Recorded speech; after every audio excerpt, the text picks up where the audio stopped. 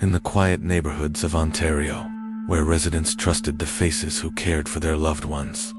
A chilling story of betrayal and horror was quietly unfolding, because behind the bright, smiling facade of Elizabeth Wettlaufer, a 56-year-old registered nurse who had worked in multiple long-term care facilities, there existed a darkness few could comprehend, and it began not with the murders themselves, but with subtle indications of obsession, control, and an unhealthy fascination with life and death, hidden beneath the routine of daily nursing tasks, paperwork, and patient care.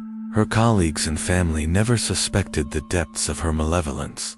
Yet the first signs were there: small anomalies in behavior, strange comments, and an unusual attention to medication dosages.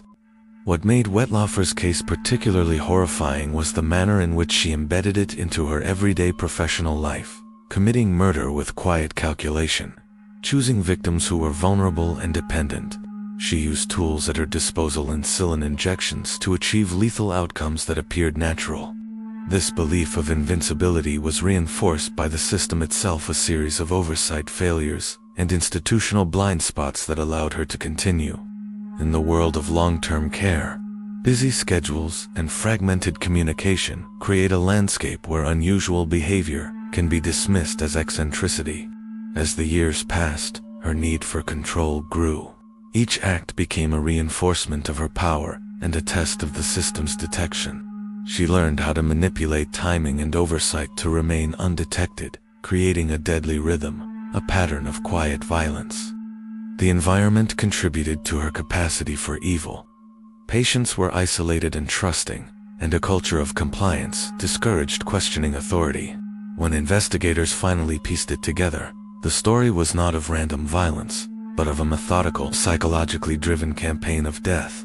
As the murders unfolded, her method of using insulin-induced fatal complications, easily mistaken for natural deterioration due to age or chronic illness. Forensic psychologists identified traits consistent with compulsive control and a lack of empathy, suggesting each act provided a reinforcing psychological reward. The system's lack of auditing and the acceptance of routine assumptions regarding patient deaths allowed her to operate with impunity for years. Colleagues who may have suspected wrongdoing often rationalized unusual behavior as stress or personality quirks, creating a perfect storm. The story of Elizabeth Wettlaufer is a record of horrific crimes and a cautionary tale about the fragility of oversight and the vulnerability of the elderly. It reveals the depths to which obsession can drive a person who hides behind the most innocent of masks. The shocking truth of Elizabeth Wettlaufer's crimes remained buried for years, until subtle patterns in patient deaths began to emerge. Noticed first, not by an expert sleuth, but by ordinary staff, who, over time, realized that multiple patients had died unexpectedly under her care. And what initially seemed like coincidences or natural causes soon became a terrifying thread, linking incidents across different care facilities in Ontario.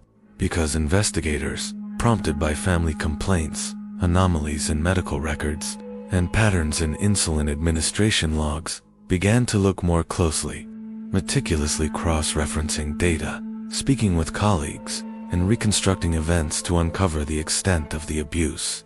And what they found was more horrifying than anyone could have imagined. Over the years, Elizabeth had systematically selected vulnerable patients, administered lethal insulin doses, and then continued her duties with no outward signs of guilt or suspicion, blending acts of murder into her responsibilities. A chilling testament to her ability to compartmentalize evil. And as authorities reviewed the evidence, they discovered a combination of human error, institutional complacency, and lack of robust reporting had created the perfect environment for her crimes to continue undetected. Because each anomaly, overlooked in isolation, became an invisible shield that allowed her to operate, exploiting both the trust of her colleagues.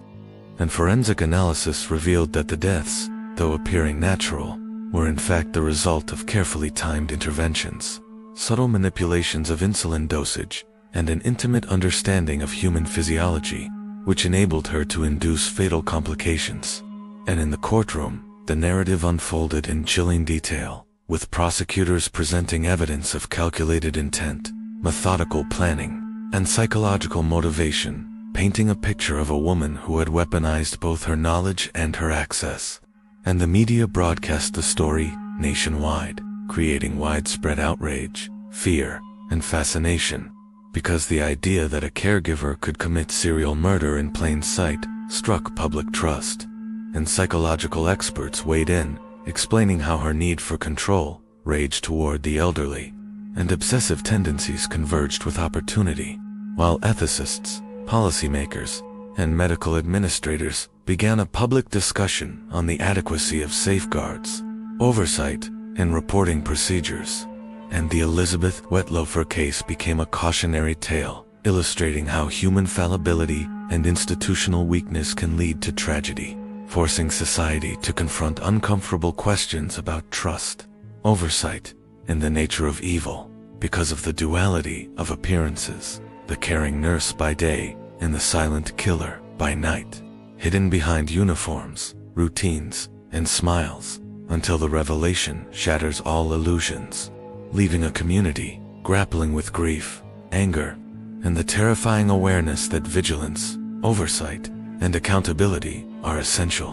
When Elizabeth Wettlaufer finally faced justice in the courtroom, the proceedings were not merely a legal battle but a societal reckoning, because the trial illuminated the terrifying intersection of psychological pathology, systemic failure, and human vulnerability, revealing how her compulsion for control, rage, and obsession had exploited institutional blind spots and unmonitored access to patients.